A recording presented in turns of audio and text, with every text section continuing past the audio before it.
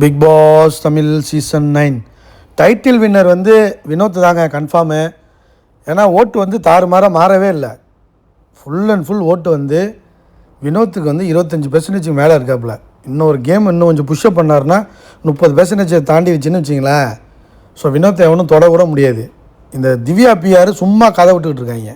பாட்டை வச்சு ஓட்டை போட்டுக்கிட்டு இந்த அன்அஃபிஷியலில் இப்படி பண்ணிக்கிட்டு இருக்காங்க. அஃபிஷியலில் பார்த்தீங்கன்னா வினோத் தான் இருக்கார். எல்லாத்துலேயுமே வினோத் தான் அதிகம். ரன்னர் கூட ஆக முடியாது திவ்யானால்.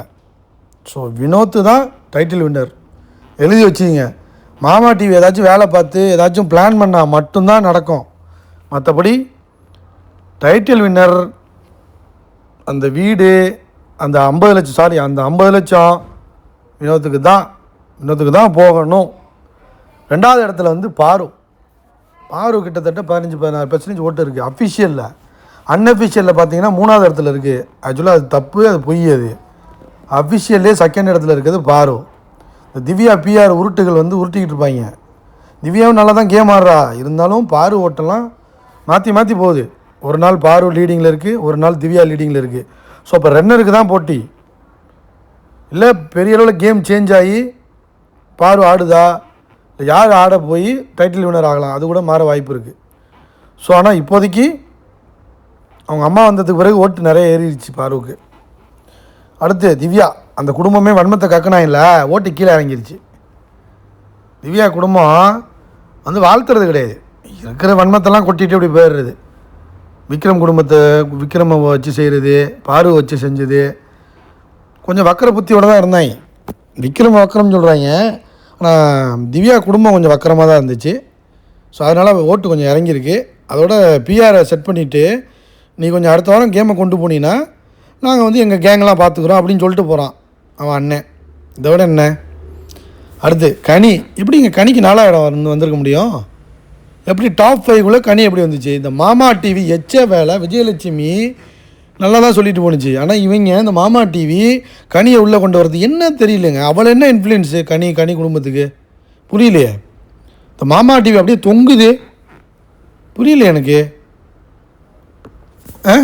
அரோரா இருந்துச்சு 4வது இடத்துல, தூக்கி போட்டு இப்போ கனியை தூக்கி கொண்டு வந்து வச்சுருக்காங்க. சபரிக்கு கொடுக்கலாம். அடுத்து அரோரா 5வது இடத்துல. அரோரா பலூனை காட்டி கமருதீன் கூட இருந்து உரசி அமுக்கி நசுக்கி பாரு வந்து கொஞ்சம் வெஞ்சன்ஸ் காட்டி டாப் 5ல் வந்துடுவா போலையா. வன்ம குடோன் அரோரக்கா வந்து பலூனக்கா 5வது இடத்துல இருக்காங்க. ஆனால் ரியா வந்து வச்சு செஞ்சு விட்டாங்க. சாண்ட்ரா அதுக்கு அடுத்துல சாண்ட்ரா இருக்காங்க.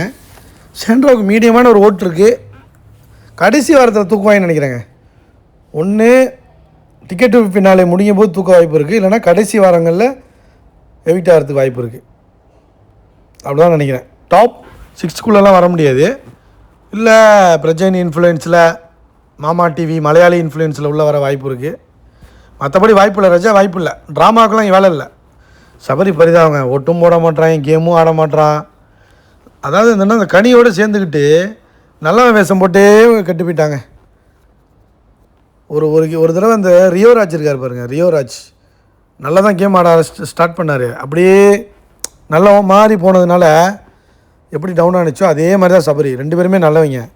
ஆனால் லைஃப் நல்லாயிருக்கும். வெளில வந்து என்னங்க ஆச்சு இவனுக்கு விக்ரம் அதில் பாதாளத்துக்கு போயிட்டாங்க. எஃப்ஜே ஆல்ரெடி ஒரு செல்வாக்கும் கிடையாது. ஆனால் எஃப்ஜே ஆடுற கேமில் விக்ரமோட செல்வாக்கு சரிஞ்சு போச்சு. வக்கர புத்தியை கண்டுபிடிச்சாங்க.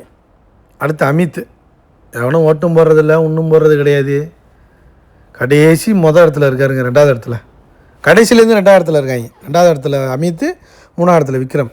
கடைசியில் எப்படா வெளில போகிறான் அப்படிங்கிற மாதிரி ஆகிப்போச்சு கதை. சொல்கிறதுக்கே கொஞ்சம் ஒரு மாதிரி தான் இருக்குது. பரிதாபமாக இருக்குது. அவள் பொண்டாட்டிலாம் வந்து சிவரஞ்சன் என்ன தான் சொன்னாலும் மக்கள் விட மாட்டாங்க. அடுத்து சுபிக்ஷா. ஏன்னா இன்னமும் வந்து அவங்க ஃபேமிலி உள்ளே வரல. இன்றைக்கி தான் வந்திருப்பாங்க. ஸோ அப்படியே அழைச்சிட்டு போயிடுவாங்களோ. ஆனால் இந்த வாரம் ஒரு விஷயம் தான் இருக்குன்னு நினைக்கிறேன். இல்லைன்னா 2 கூட இருக்க வாய்ப்பு இருக்குது, சொல்ல முடியாது. என்ன டிஆர்பி ஏற்ற போகிறாங்க இந்த வீக்கெண்ட்ஸில் வெயிட் பண்ணி பார்ப்போம். விஜய் சேதுபதி சம்பவம் யாருக்கு பண்ணுறாரு இந்த வாரம். லைக் பண்ணுங்கள், ஷேர் பண்ணுங்கள். யார் போவான்னு கமெண்ட் பண்ணுங்கள்.